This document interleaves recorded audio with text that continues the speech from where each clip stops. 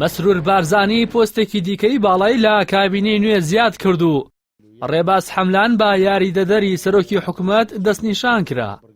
لە کابینەی پێشووی حکوومەتی هەرێم باس لە کەمکردنەوەی قەبارەی حکوومەت دەکرا کەچی لە کابینەی نوێ چەند پۆستێکی باڵا زیاد کراون. با بڕیاری مەسرور بارزانی سەرۆکی حکوومەتی هەرێم ڕێباز حەملان وەزیری پێشووی دارایی وەک یاریدەدەری سەرۆکی حکوومەتی هەرێم بۆ کاروباری ئەنجومەنی باڵای وەبەرهێنان و ڕاژەی گشتی دیاری کرا.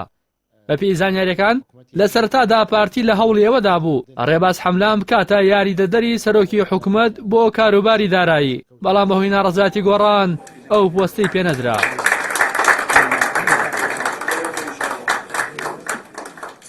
هاوکات پاش پێکێنانی کابینەی نوێ لە کۆتایی مانگی تەمموزی ئەمساڵ ئاشتی هەورامی وەک یاریدەدەری سەرۆکی حکوومەت بۆ کاروباری وزا دەست بەکار بوو. وا بڕیاری شاپۆستی یاریدەدەری سەرۆکی حکوومەت بۆ کاروباری چاکسازیش بە گۆڕان بدرێت.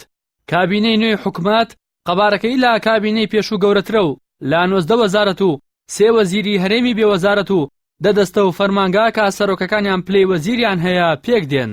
واتە لە کابینەکەی مەسرور بارزانی 3 پۆستی نوێ بە ناوی یاریدەدەرانی سەرۆکی حکوومەت بۆ کاروباری وزە و وەبەرهێنان و چاکسازی زیاد کراون لەگەڵ زیادکردنی وەزیرێکی هەرێم.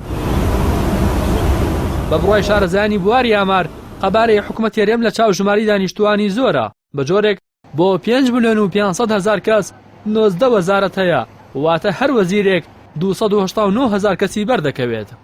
زۆری ژمارەی پۆستە باڵەکانی حکوومەتی هەرێم لە کاتێکدایە لە وڵاتێکی وەک تورکیا کە ژماری دانیشتوانەکەی 83 ملیۆن کەسە کابینەی حکوومەتەکەی 16 وەزیری هەیە و هەر وەزیرێکیش 5 ملیۆن کەسی بەردەکەوێت، واتە یەک وەزیری تورکیا بەقەد هەرێمی کوردستان ژماری دانیشتوانی بەردەکەوێت. لە هەمان کاتیشدا وڵاتی چین کە زۆرترین ژماری دانیشتوانی لە جیهاندا هەیە و لە ئێستادا نزیکەی 1,500 ملیۆن کەسە کەچی کابینەی حکوومەتی لە 21 وەزیر و 5 دەستە پێک دێت، واتە هەر وەزیرێک 55 ملیۆن کەسی بەردەکەوێت. زیادکردن و داتاشینی پۆست لە کابینەی نوێی حکوومەتی هەرێم لە کاتێکدایە لە خولی پێشووی پەرلەمانی کوردستان پرۆژە یاسایەک بۆ کەمکردنەوەی قەبارەی حکوومەت بۆ نیوە ئامادە کرابوو.